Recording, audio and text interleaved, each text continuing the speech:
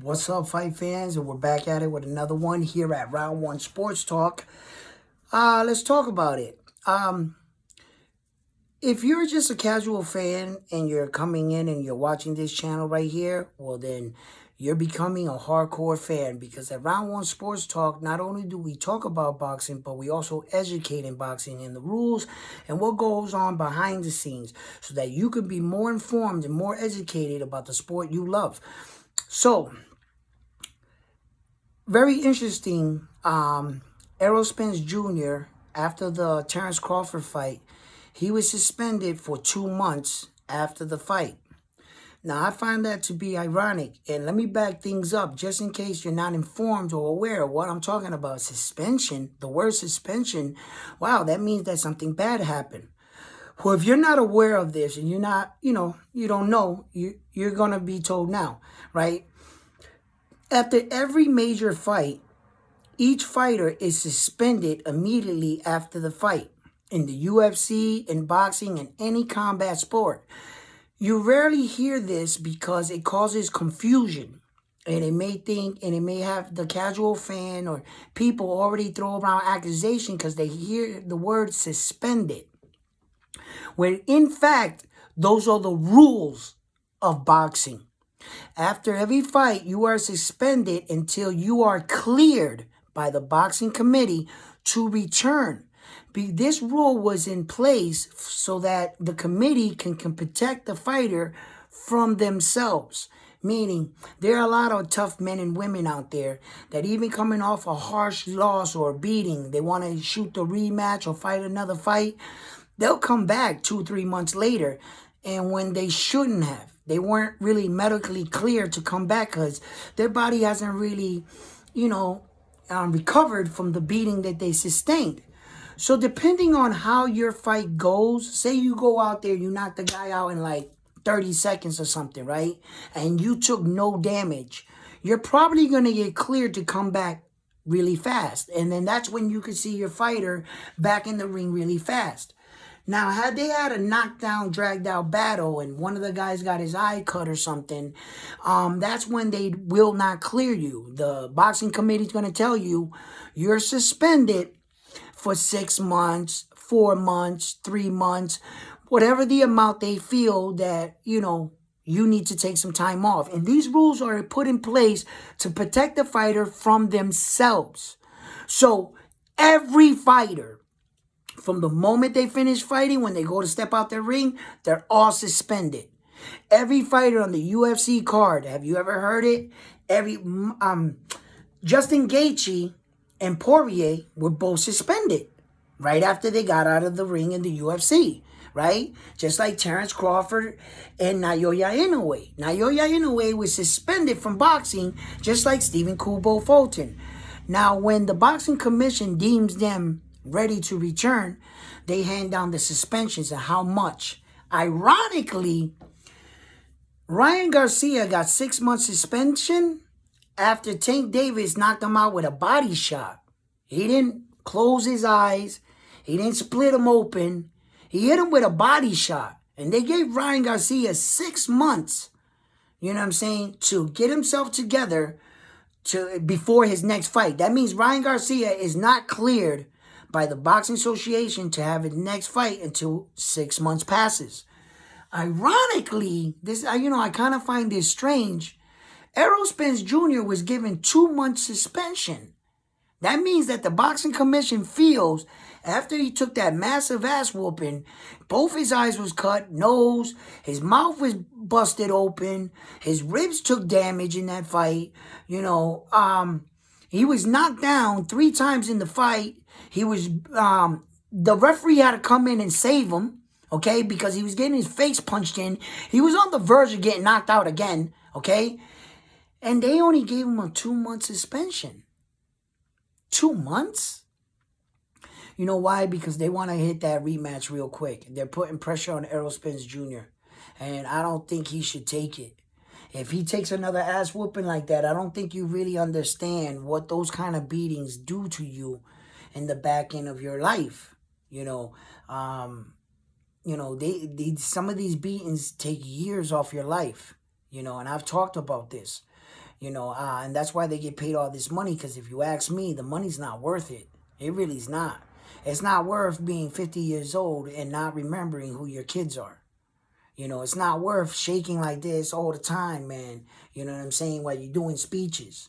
And what the ugliness about boxing is that you see many boxers on TV or boxing analysts after their careers, those are the men that pretty much did it the best. Don't you notice that those are a lot of those men that are talking are elite fighters? They were the men that got hit the fewest. And they gave the ass whoopings. So they were able to get out of that, fairly well,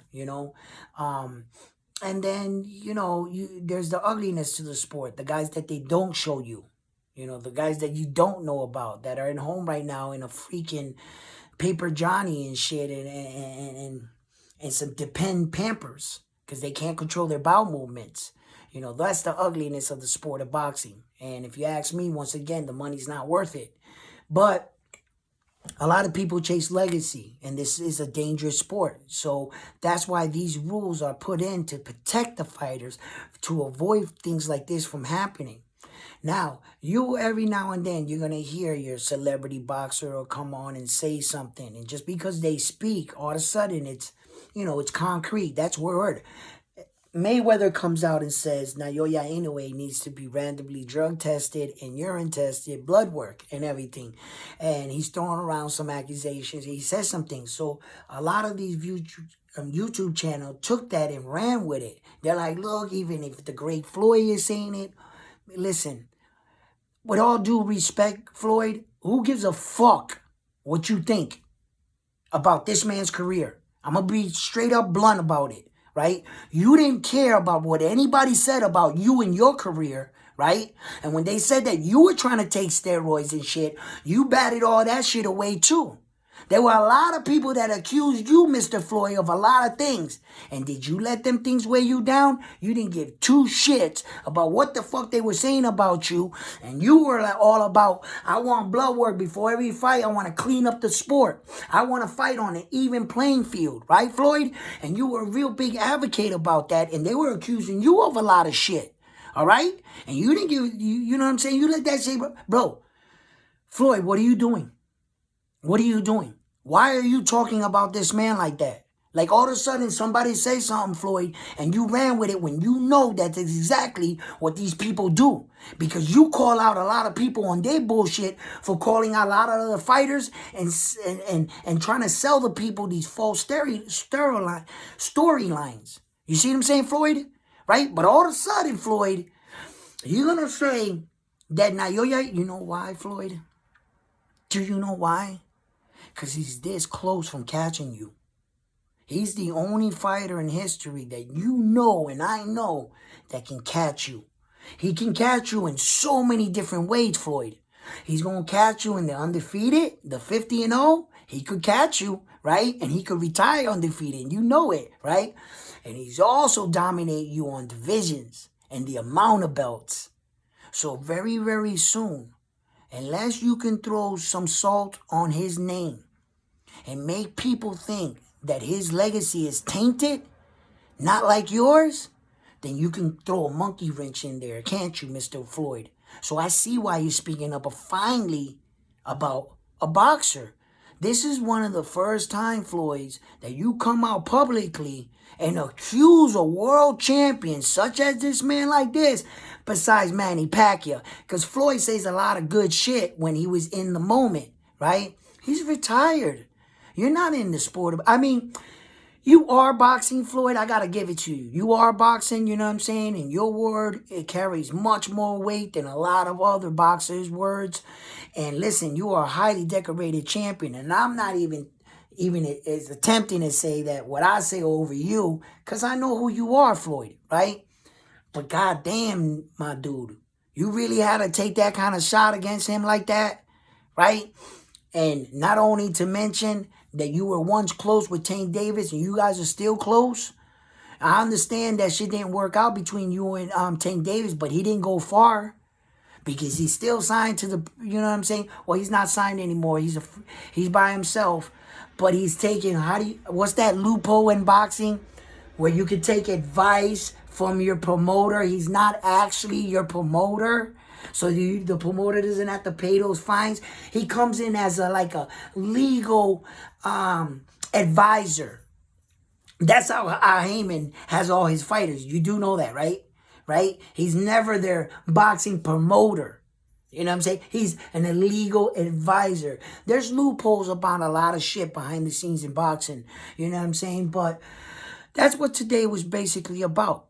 It was about learning about the behind the scenes and being more educated and being more informed on the rules and regulations of boxing and why they do certain things. And to know that all the entities in boxing, the WBA, the WBC, the IBF, and the WBO, they don't care about each other.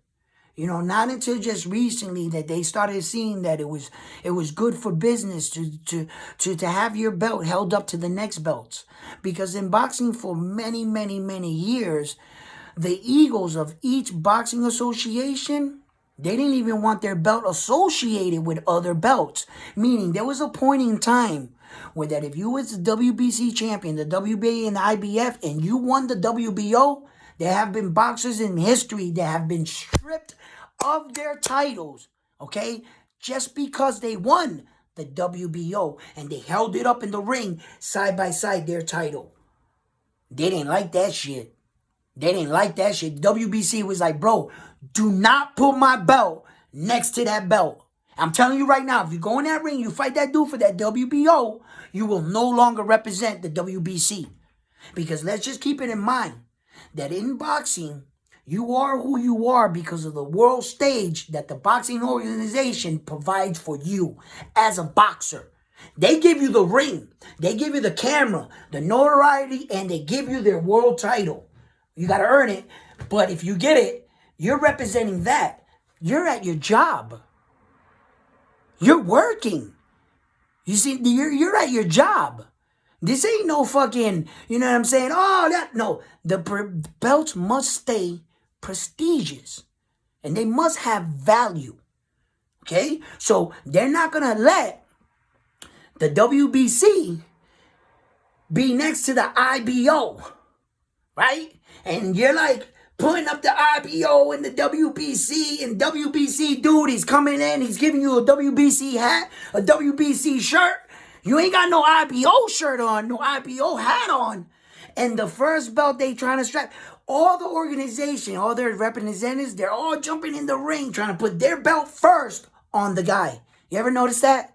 You ever notice you got one guy wrapping a belt around, the fighter ain't even doing it himself. People are putting the belts on him. You see what I'm saying?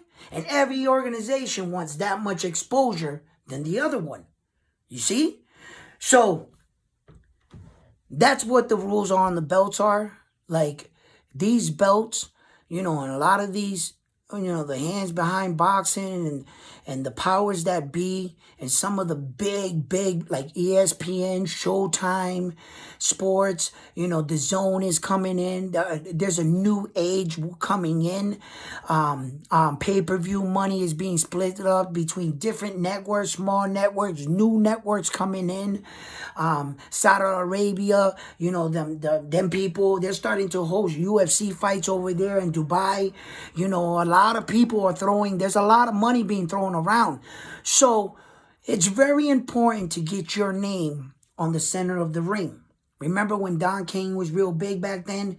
Every event, you knew it was a Don King event because the Don King crown and his name was on the mat. You see what I'm saying? And when you're working with another promoter, you know, you're telling them, okay, you know, my guy got 3 belts, your guy got 3 belts, so we want to lead the thing. And these guys are like, man, fuck you. We don't care about your guy with your 3 belts. We want to lead and we want our name in the mat. They're like, hold up. Who said you could have your name on the mat? We didn't even go there. You can have your name on T-shirts, our name on a mat, and blah, blah, blah, blah, and then no fight. We get no fight. Because now the powers that be are not getting along. That's what happens. Oh, wait a minute. We're the lead. We're the A side. We want more money. Wait a minute. We're doing all these promoting things too over here. We don't feel like you deserve more money. Back and forth, back and forth, back and forth, and so forth and so forth. Now they're getting along somewhat. some of these fights are coming about. Ironically, there were some other big stories inside of boxing too. I'm hearing Caleb Plant is being served paperwork or something by the Charlo twin. Come on, that's got to be fake news, right? You're not going to tell me that Caleb Plant smacked this man and this man picked up the phone and pressed charges on him. I don't buy that, right? That didn't really happen. Please tell me that that's not true. Tell me that a highly decorated boxer like the Charlo, right, which is 33 years old, a three-time champion in his division right now, currently, right, gets smacked by Caleb Sweethand Plant, and that you're going to put charges on him? That, come on, man, that can't be real, is it? Bro, you are a combat warrior. What are you thinking about, suing him or something? Like, what that can't be real, bro. You know what I'm saying? You're not going to tell me that a gang, like, listen, I'm not going to call him a gangster because Charlo Twin is not a gangster, okay? But he's a tough dude, is what I'm trying to say. You know what I'm saying? In the hood, if you get smacked, what happens? You got to get your get back. You know what I'm saying? You won't. But in the profession, in the sport that they're in, you mean to tell me that I can actually sign a fight with you, actually get you in the ring, and put my hands on you legally? And we can get it popping? Bro, why wouldn't I do that? I'll just put you in the ring and knock you out in front of all your friends and family and your loved ones. As soon as I knock you out, I'm going to look out to your wife and be like, come get your man. He laying right there. Right? Right? Who would have the bigger laugh, bro? But you calling the cops or bringing the cops in it, fam, you know, I understand that, you know, you're up there and, you know, things have changed. You got to be more of a citizen. You kind of got to adapt, you know, different ways of life. And you can't bring that ghetto stuff with you all the time. And, you know, but fuck that. Fuck all that. That's not what this is. You got smacked, bro. And you're a gladiator in a freaking career that you fight. Okay? I can see other situations where sometimes you got to stop that thug life when you up there in the middle class. Act like you got some sense. I get it. And sometimes it feel funny if something happened to you, cops come up, ask you questions, and you're supposed to give them, you know, an answer like, yeah, I parked my thing here, it got stolen, and whatever. You know what I'm saying? But that's society. The cops are here to protect and serve. We're not going to get into that. But you're supposed to do things like that. I get it.